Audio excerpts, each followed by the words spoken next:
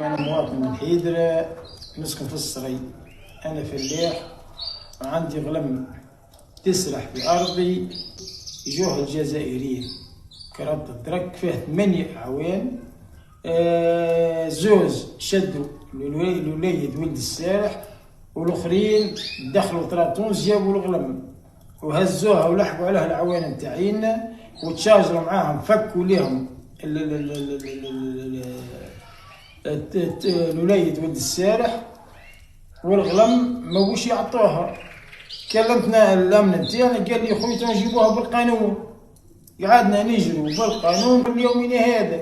مشينا السيد معتمد في بالو، السيد رئيس المنطقه في بالو، السيد الوالي في بالو، وزاره الخارجيه في بالها، القنصليه نتاعنا في تبس في بالها.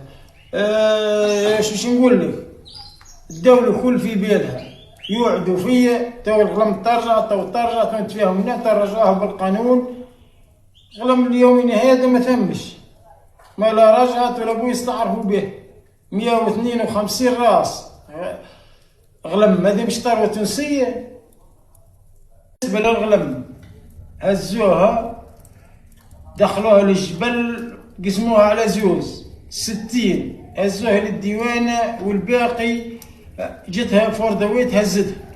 كي مشينا نحنا ولحقنا ونسالوا في الديوان لقينا 60 راس. قال لك هذا ما جابوا لنا. كي بدينا نسقسوا وقفوا معانا الدوار بنزين من الجزائر لقوها الغلم تباعت، البقيه كل باعوها.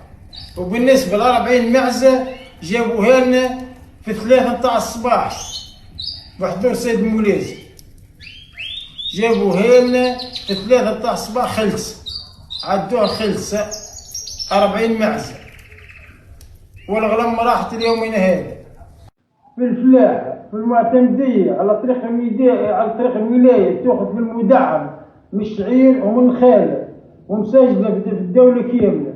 ما تمش حتى حاجه باش تقولوا لي الغلم مكه ولا الغلم راهي مسجله على طريق الدوله.